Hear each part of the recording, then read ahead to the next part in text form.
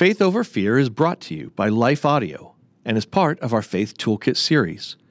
For more inspirational, faith-affirming podcasts, visit us at lifeaudio.com. Hello, welcome to the Faith Over Fear podcast. I'm your host, Jennifer Slattery. I'm an author, a speaker, a ministry leader, and I am passionate about helping people live in freedom because life is too short and we have too much to do for any of us to live enslaved. Today, I have a really special guest with us today, Debbie Alsdorf. Hi, Debbie.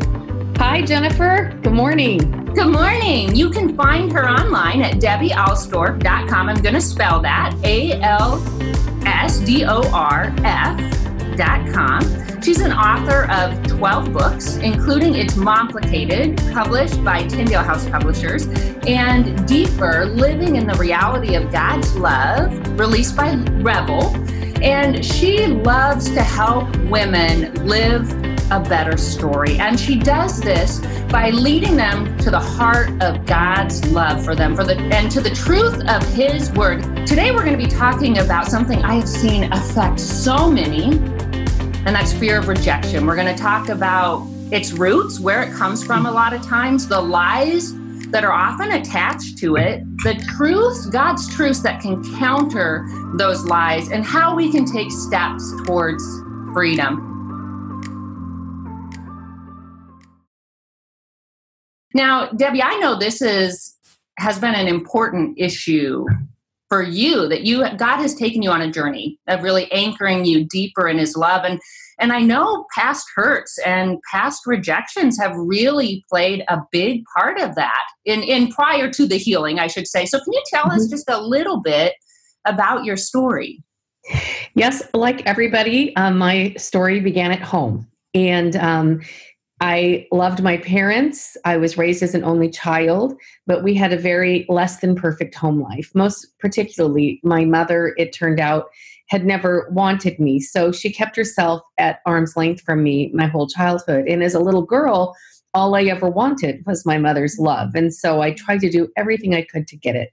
The best way I could sum up how critical she was and how distant she was is a story that I tell women, that my senior year in high school, I was voted as homecoming queen. Up to that point, I was an A student, overachiever to try to get my mother's attention. But that night when I was voted homecoming queen by my peers, the next morning I took the crown where my mother was drinking coffee and reading the paper, and I twirled around and I said, "Mom, look, I'm the queen."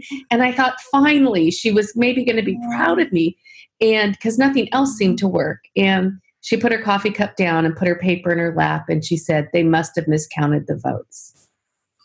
At that moment, this was the lie that was formed in me. Not only had I been rejected too many times by my own mother, but I knew that I was not enough. It kind of sealed a certain kind of pain within me at a young age. Yeah. Mm-hmm. So it attached that feeling of rejection and criticism. It attacked your core identity, it sounds like. Yes, it did. I felt that I was not enough and that there was something wrong with me. Mm-hmm. So that's what attached to me from a very young age. Now, somebody that feels that there is something wrong with them chronically, you don't go tell people. Especially if you've learned to be a people pleaser and overachiever, which many people with deep wounding, insecurity, and rejection do. They either go one way or the other. They isolate or they try to get love in any way they can. I was one that became a over-the-top people pleaser and did everything I could to try to get acceptance from people. In fact, acceptance from others became the most important thing to me. Even after I became a Christian, because nobody ever explained to me that maybe there was a belief within me that Jesus wanted to heal. I had no idea. I came to Jesus my first year in college, and I just pushed forward with, now I'm not only trying to please people, but I'm doing everything in my power to try to please God so that I won't be rejected there either. The problem with rejection, though, when it is a core lie, when it is something hooked into you, is that it creates such deep insecurity that you might not even be aware of. I didn't look insecure on the outside. I looked like an overachiever. Right. That lie deep on the inside causes you to act in certain ways and to react in certain ways that might not be healthy or the best for you. Mm-hmm. And I wanted to touch on two things that you said there. One, I think, is so important, how often our relationship with humans can hinder our view of God, our relationship with God. And you talked about a fear of rejection with God. Now, did you recognize that you had that fear, or did you later look back at some of your behaviors and say, that fear translated or transferred into my spiritual life? No, I think most of us don't know the fears that we have. For sure. I don't think it's something that we recognize. In fact, in all of my earlier years, I never recognized it. I just kept operating according to it without realizing it. Yes. Does that make sense? Yes. And so here's another great question, because I've actually found that to be true a lot of times when you're dealing with women, because, well, with people in general, we live in a very performance-based world. Yes. And even in the church, sometimes we forget about the grace that brought us to Jesus. It's the same grace that carries us through our walk. Yes. And so we don't even know when we're performing or trying to measure up, or the fears connected. So how can women, well, and men too, I apologize for that, but how can we together, how can we start to recognize when we have maybe a gut reaction or a defense mechanism rise up? How can we begin to go deeper to the fear and then the root, the lie that's involved there? Well, I think that is a very big question that I don't know if we can fully unpack real quickly.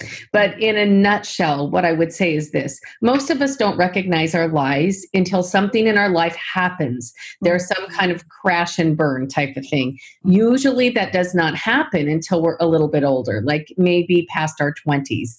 Sometimes as early as mid-20s. I see that happen to young women in their mid-20s. But so for instance, for me, when I was in my mid-30s, I went through an unwanted divorce. Now, you fast forward from me feeling it wasn't enough for my mother, and then I went through an unwanted divorce, and now I'm sure I am a not enough girl. This is who I am. But the pain of that was so deep that then I began taking that pain to Jesus to try to find out, like, was that pain really just my ex-husband? Was that pain really just my mother?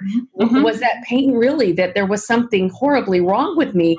Where did that pain come from? And I really am passionate about people knowing this, is that we spend our lives trying to just maintain the yard, so to speak. We're cutting off the weeds, basically, making it look pretty, making it presentable, making it look good. The problem is, if we don't get to the root of the pain or the root of the weeds, so to speak, if we don't let Jesus touch us and heal us there, we will spend our whole lives chronically insecure, or in this case, chronically fearing rejection.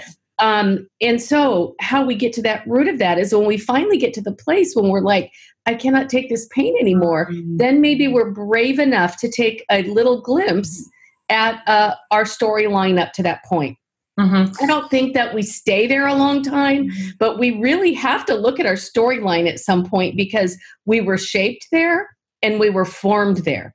And when we ask Jesus to give us a discernment as we're looking at it, so that we don't get stuck in the weeds, so to speak, but we can just acknowledge, like, yeah, I can kind of see where this pain happened. I can kind of see why I felt rejected. Now, interesting, let me say this about rejection. I was completely accepted by all my peers, always, but I never felt like I was. Right. Because the rejection was within me. It wasn't so much what was done to me by others. It was a lie that began forming in me very, very young. I would like to say, on the flip side of that, though, when I was brave enough to look at my own story and own my own story and ask Jesus to heal me in the midst of my true story, not my pretend story. Right. I was brave enough to ask for that. Healing started coming. And I would have to say that I do not have that same kind of insecurity or fear of rejection that I carried with me my whole life. Right. And let's talk about that for a bit, because when I speak to people, a lot of times they will ask me, like, how do I get to that place? How do I get to the place where this doesn't hurt so badly anymore. And one thing I always stress, so often when the deeper the pain, a lot of times when we're in survival mode, we shove it down.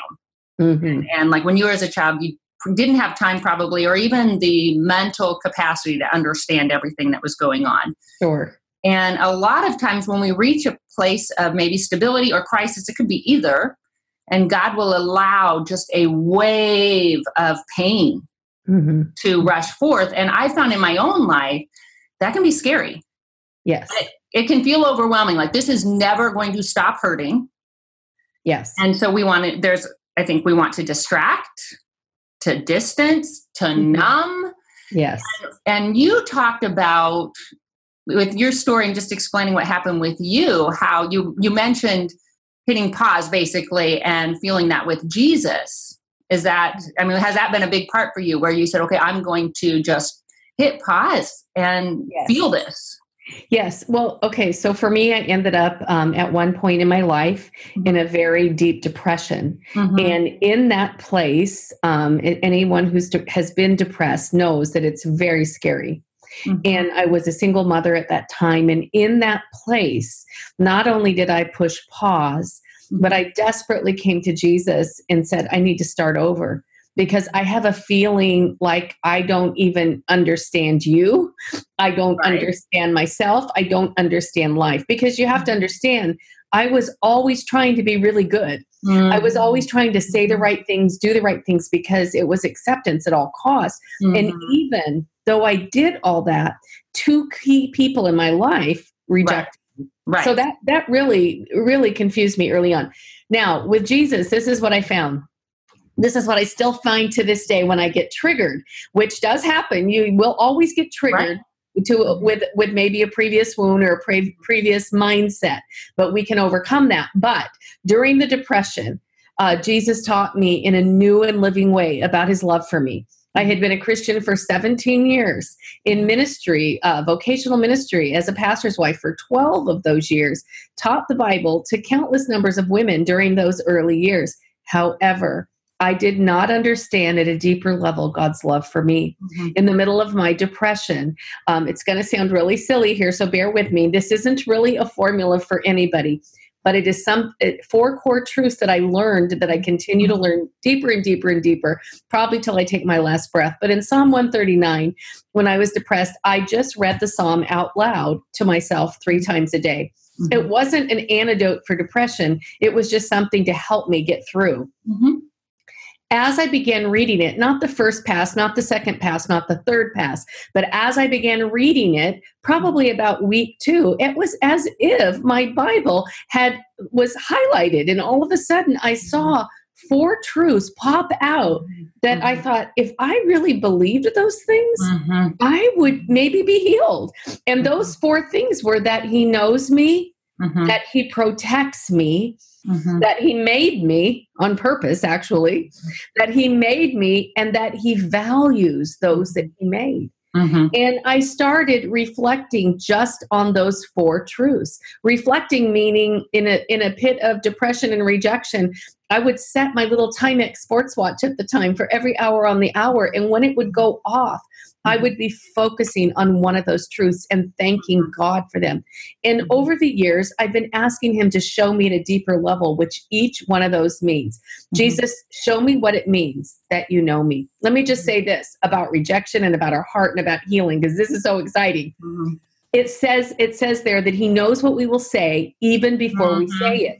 That's how much he knows us. And Jesus says that out of our heart is where our mouth speaks. So what that was saying to me is that he knows my heart. If he knows my heart, he can heal my heart. If he knows my heart, he knows every place it's been fractured up to this point. And that is where freedom started for me. Yes. And actually that verse you referenced about where out of the heart, the mouth speaks, God used that to bring me on a step to freedom as well. I hate moving. It's a big trigger for me. And I was going through a lot of just uncertainty and upheaval. And so it was a big trigger. And I had popped off an email, one of those emails that And the minute I popped it off, it was, I felt God's prick in my spirit, and I apologized for the email.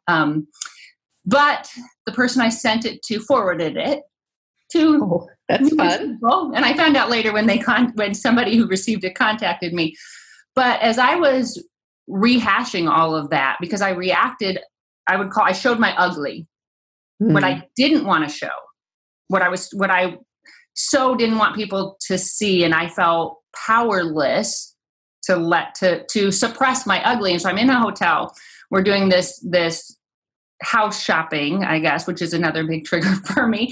And everybody in the hotel is asleep, my family, my daughter, and my husband. And so I'm just wrestling with God. And I said, why did I behave that way? Because I was so terrified, because I didn't want to do it in the first place. Mm-hmm. I was likely going to do it again when I became stressed and squeezed. And it was that verse, that passage that he brought me to. And immediately I thought back to a really deep hurt that I thought I had forgiven. Surface level, I had been I'm forgiving. I forgive this person. Right. I had never healed. Yes. And so that's kind of what you were talking about. And I wanted to also address, you had mentioned how you were trying to fill this need in your own strength, it sounds like, and in your own wisdom. And it sounds like everything changed when you let God fill that need. Yes, I had spent my whole life trying to get other people to love me. Because remember, if your core belief is that you're not enough, you are going to try to be enough. Right. So I spent my whole life, without even realizing it, living for other people and trying to get them to love me. And I have found over the years that this is really a problem for people in ministry, especially because in ministry, you can get a lot of praise or you can get a lot of criticism, but in either case, it will keep you on the wheel more than any other thing I can think of. And so for me, as a now divorced pastor's wife, feeling like a failure, off of the wheel. Jesus literally invited me off of the wheel. Yeah. And he said, come to me, get real with me, get back to basics, and I'll reset you for living. Yeah. So get real for me meant that I had to take the mask off even in front of Jesus. And I had to ask him, show me myself. Was that scary? Yeah, it was really scary because I had a sense that there was something in me that really needed to be touched and healed. Now, what I was surprised by when Jesus began healing me was that it wasn't a shame type of journey. It was a sacred, healing, beautiful journey. It wasn't that Jesus was pointing his finger at me and saying, you bad girl, this is why you're not enough. No, he lovingly let me remember a couple kind of episodes in my life where all of a sudden it clicked like, no wonder. That would be normal to assume that you weren't okay. And I've been living my whole life trying to numb that pain. You know, unaddressed pain always leads to some kind of addictive behavior. And so, it could be drinking too much, drugs, whatever. For Christians, it could be an addiction to being liked or loved, or it can be addiction to appearances. It can be eating too much to numb yourself, shopping too much, whatever it is. But Jesus even wants to heal us at that core of a level so that we are no longer living to numb ourselves, but we are living in freedom. And so for me, it went back to learning what it meant to live loved. I didn't know how to do that. And so I began asking Jesus to show me, I need to know your love for me. It needs to be the most important thing. Now, I would like to say this. The way you know that Jesus is truly touching you at a heart level and that it's him and not your wishful thinking is you no longer are offended by the people that supposedly hurt you along the way. Instead, or today.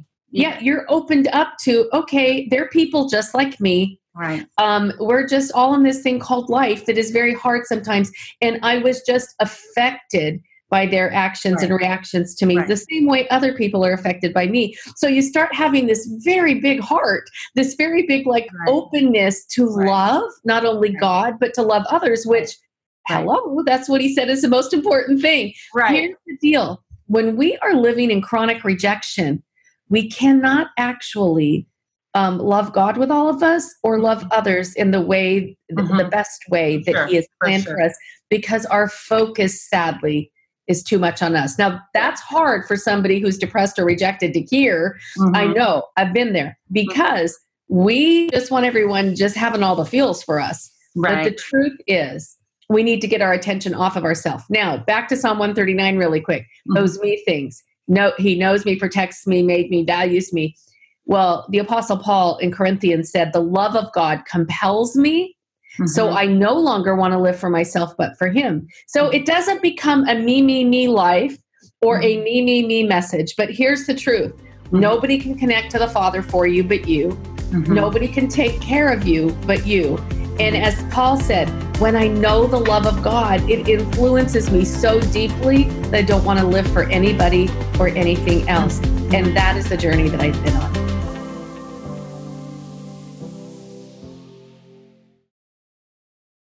You mentioned a couple things that I wanted to touch on more. I often tell people to stop owning other people's perceptions and poor behaviors and opinions. And so often, if we're trying to please them, we're owning things that absolutely don't belong to us. And so Alan Arnold he's former vice president of Thomas Nelson Publishing, he compares and contrasts orphan mentality versus freedom mentality. Yes, this is totally what I'm talking about. Right, exactly. And how orphan mentality, we're constantly offended. Constantly. Because we're owning other people's behavior. And so what did your fear of rejection cost you? I think that in my earlier years, it cost me relationships. Explain that.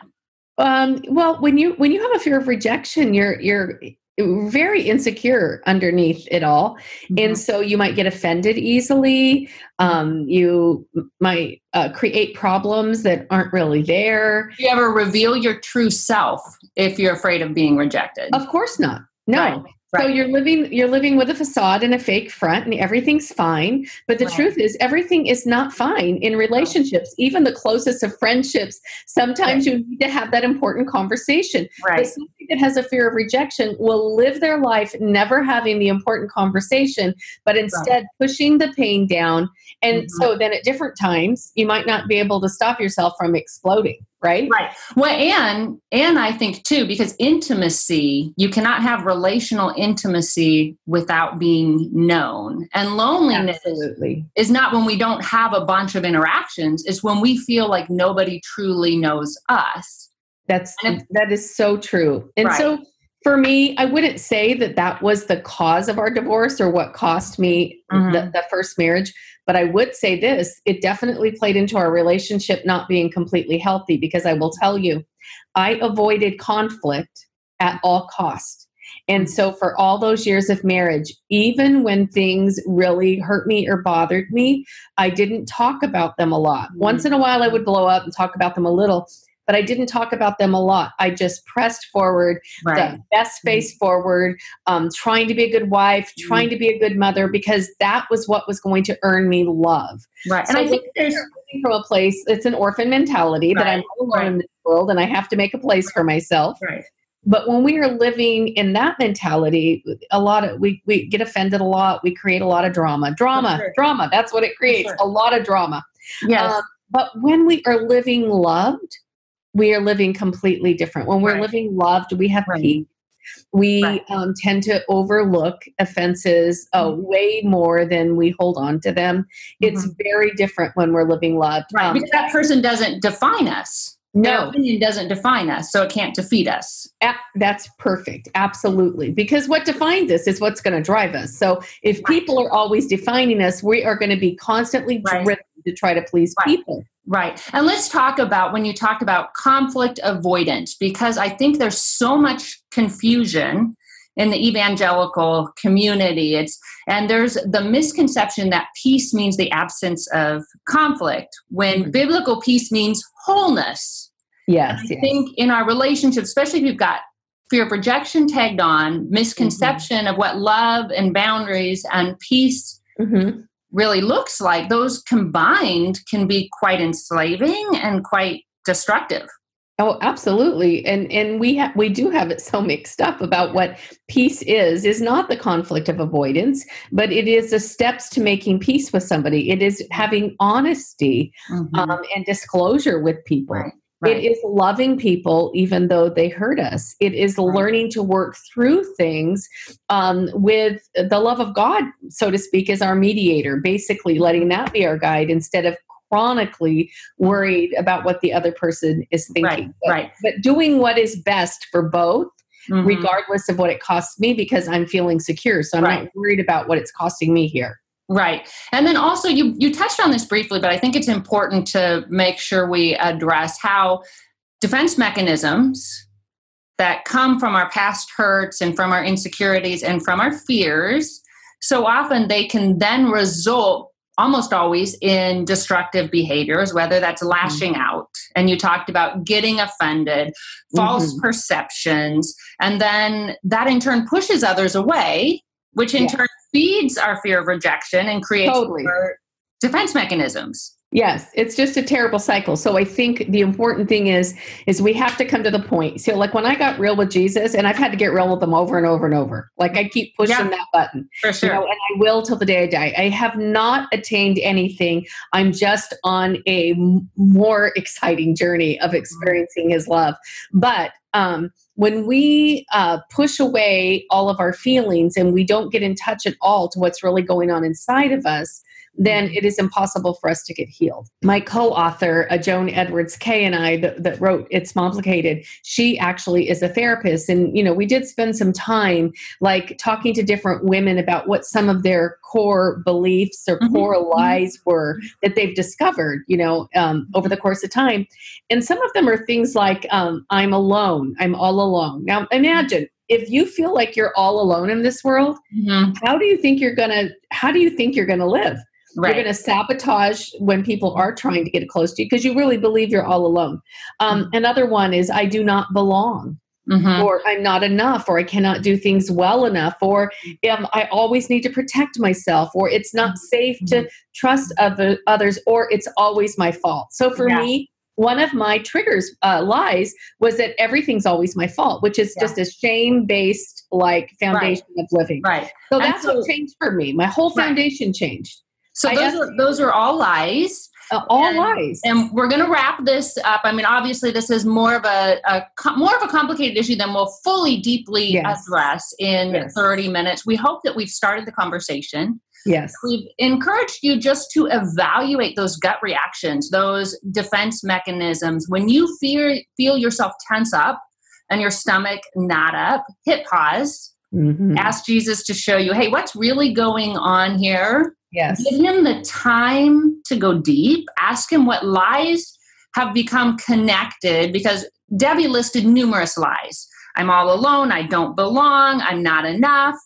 All of those. And she also hinted at or addressed some places that we can go to find truths to that. Psalm 139 is a great one. I know that's been really instrumental in your life. And we need to learn to feel with Jesus and really root ourselves in him. So one of the resources I would encourage you to check out is her book. It's Momplicated, because she talks about a lot of these details, and you can find her on YouTube. She's got some great videos where she shares, just Google her name, Debbie Alsdorf, and YouTube. I found lots of videos, Debbie, so you can they're great. They were really helpful.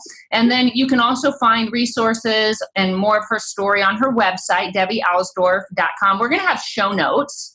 So if you go to crosswalk./podcast, you can find the show notes for today's episode, and we will give you more resources that you can take and some discussion questions that you can have with your group, your small group, or maybe your friends, or just to process through yourself. Because, God wants to take us from women enslaved by insecurity to women of courage, of confidence, and impact. Like I said, life is too short, and we have too much to do for us to live enslaved. And as we walk closer to him and we listen to his guidance, we have the courage to be real, to be transparent with our Savior. He will lead us towards increasing freedom. So thank you for listening. If you enjoyed today's episode, I hope that you'll subscribe, and I would love it if you would rate it and if you would share it with your friends, because like I said, we don't want anyone to live enslaved, and we want them to find some steps that they can live in deeper freedom. So thank you so much, Debbie, for joining us today. You've given us some great things to think about. Thanks for having me, Jennifer.